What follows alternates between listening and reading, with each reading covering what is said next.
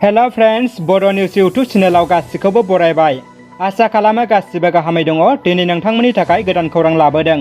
अन्नानै रादाबखौ जोबजासे नाय आरो चेनेलाव गोदानै फैदोंब्ला साबस्क्राइब खालाम। फैदो लोगोफोर बिदिबा दिनैनि रादाबाव। गिबि रादाबाव दङ हाग्रानि मैदेर आरो मानसिनि गेजेराव दाङाबाजि। गंसे नखराव माइ बाख्रि आरो न' सिफायनानै सिलिंखार खालामलांदों हाग्रानि मैदेरा।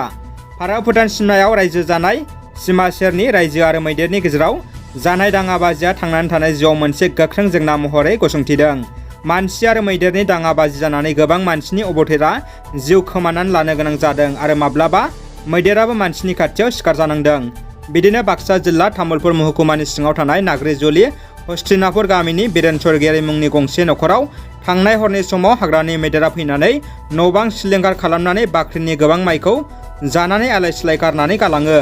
उन्दुनानै थाबाय थानाय हरनि 2 रिंगासो समाव मानै मैदेरा फैनानै न' बां सिलिंखार खालामनायनि अनगायैबो बाख्रिनि 12सो मनसो माइखौ सिलिंखार खालामना गालाङो। बोसोरसेनि थाखाय जुनानै दोननाय बाख्रिनि माइखौ हाग्रानि मैदेरा सिलिंखार खालामनायनि उनाव नखरनि सुबुंखौ गोबां सिन्थायाव खोख्लैदों। गोजोनथाव खौरां आबादारिफोरनि थाखाय मोदी सरकारनि आबादारिफोरनि पीएम किसानखौ गाबोन 9 आगस्ट खालार अदेबानि समबाराव 9थि खेब पीएम किसाननि 2000 रांखौ आबादारिफोरनि एकाउन्टआव सोगोन होनना मिरु सरकारा फोसावदों। हादरनाङै कभिड-19 नि गाज्रि गोहोमाव आबादारिफोरा गोबां जेंनानि मोगा-मोगि जानायखौ नोजोर थिनानै मोदी सरकार एबा भारत सरकारा बे थांखिखौ लायो होनना मिथिनो मोन्दों। आसाम गण परिषद सुंद'यै एजिपि राजखान्थि दोलोनि आफादगिरि लोगोसे आसामनि आबाद बिफाननि केबिनेट मन्थ्रि अतुल बरानाव कभिड-19 सन्देरदों। जेब्ला बिथाङा कभिड आनजाद नायो अब्ला बिथाङा मिथिनो मोनोदि गावनाव कभिड-19 जानायखौ। बिनि उनाव बिथाङा गावनि साखाथि फाखाथि फैनाय सुबुंफोरखौ कभिड-19 आनजाद नायनो थाखाय गुरै खावलायो। NLFB सान्थ्रिफोरा BTR आव आगान होबाय। बि हरफाजों लोगोसे सा 30 NLFBफोरा भारत भुटान सिमना जारबारि हाग्रा ओनसोलनिफ्राय ओंखारबोबाय। क'क्राझार जिल्लानि भारत भुटान सिमना ओनसोल जारबारि गुदु हाग्रानिफ्राय थाबोनाय NLFBनि दैदेनगिरि बि हरफाजों लोगोसे सा 30 केडारफोरा उदां अख्राङाव ओंखारबोबाय। थांनाय 22 जुलाइआव सोरखारजों गोजोन सावरायलायनो NLFBनि गाहाय दैदेनगिरि एम बाथाजों लोगोसे गुबुन गुबुन बिबाननि दैदेनगिरिफ्रा उदालगुरि जिल्लायाव ओंखारबोनायनि उनाव थाबोनाय लिडार आरो केडारफोरा दिनै नैथि खोलोबआव ओंखारबोयो। बि हरफानि दैदेननायाव क'क्राझार जिल्लानि जारबारि हाग्रा ओनसोलनिफ्राय ओंखारबोनाय 30 NLFBनि सोद्रोमाफोरा आखायाव आइजें-आइला सिलाइ लानानै ओंखारबोनाय जोहोलावफोरखौ ओनसोलनि थागिबि रायजो राजाफ्रा आर'नाइजों दुंब्रुदै बरायदों। मख'नो गोनांदि सानजौफुनि 12 रिंगायाव गुदु हाग्रानिफ्राय ओंखारबोनाय NLFBनि लिडार आरो केडारफोरखौ पुलिसआ क'क्राझारनि सान्दामारियाव थानाय डिजिनेटेड केम्पआव लाबोयो। बे हाबाफारियावनो NLFBनि दैदेनगिरि एम बाथाजों लोगोसे बक' आरो गुबुन गुबुन बिबाननि NLFBनि सोद्रोमाफोरा बाहागो लायो। बि हरफाजों लोगोसे सा 30 NLFBफोरा भारत भुटान सिमना जारबारि हाग्रा ओनसोलनिफ्राय ओंखारबोबाय। खौरांगिरिनि सिगाङाव एम बाथाया बुंथिबावोदि 15 आगस्ट उन नङाब्ला सिगां गासैबो थाबोनाय NLFBनि केडारफ्रा फैगोन होनना रोखा बुंथियो।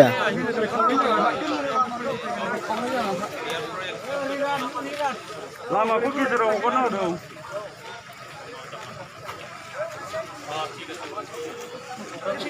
BPFनि आफादगिरि बारग' BTSनि गाहाय खुंगिरि हाग्रामा महिलारिया गिखांदों।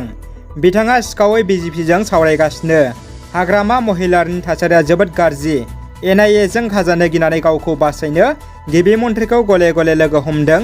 नाथाय बेयो जाथाव नङा होनना गोबां अजदजों बुंथियो उदालगुरिनि MLA आरो BTRनि डेपुटि चिफ गोविन्द बसुमतारी बिथाङा। আমাৰ হাগ্ৰামা মহিলা ডাঙৰীয়া সঘনে চুৰকৈ লগ ধৰি আলোচনা কৰি আছে আৰু এই আলোচনা ভালে ভালে হ'লে BJP আৰু BPF একেলগে হ'ব আৰু একেলগে হ'লে যদি ইউপিএফৰ কিবা হলঠেকত পৰিব নেকি তেনেকুৱাবিলাক যিটো সন্দেহ সেইটো অমূলক। কাৰণ হাগ্ৰামা মহিলাৰ অৱস্থা ভাল নহয়। তেওঁ নিয়াৰ আণ্ডাৰত এৰেষ্ট হোৱাৰ এটা ভয় সোমাই আছে। সেইকাৰণে সেই ভয়ৰ পৰা নিজকে বচাবৰ কাৰণে তেওঁ যিটো অসুবিধাৰ সন্মুখীন হ'বলগীয়া হৈছে, যিটো অৱস্থাৰ সন্মুখীন হ'বলগীয়া হৈছে, তাৰ পৰা বাচিবৰ কাৰণে তেওঁ এতিয়া BJPৰ নেতৃবৰ্গৰ जोबथा खौराङाव दङ दुखुनांथाव जाथाय।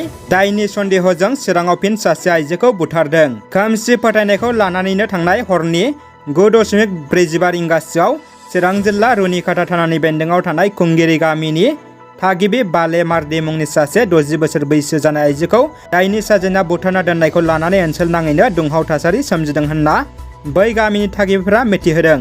लोगोसे बे जाथायनि खौरांखौ खोनानाय लोगो लोगोनो रुनिकाटा पुलिस थानानि असि बिथाङा गावनि हान्जाखौ लानानै जाथायथिलिसिम सौहैयो आरो गोथै देहाखौ रुनिकाटा पुलिस थानासिम लाबोयो।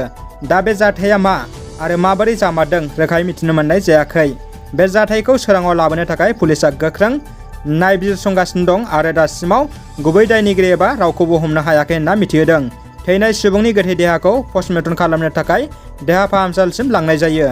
रादाबा एसेनोसै लोगोफोर, भिडिअखौ अननानै लाइक, कमेन्ट आरो शेयार खालाम। लोगोसे नोंथाङा चेनेलाव गोदानब्ला साबस्क्राइब खालामना बेल बुथुमाव थुना अलाव होनानै ला, जाहाथे उननि समाव आं गोदान बर' रादाब लाबोयोब्ला नोंथांमोना जों नायनो हानाय बायदि। गोजोन्थों।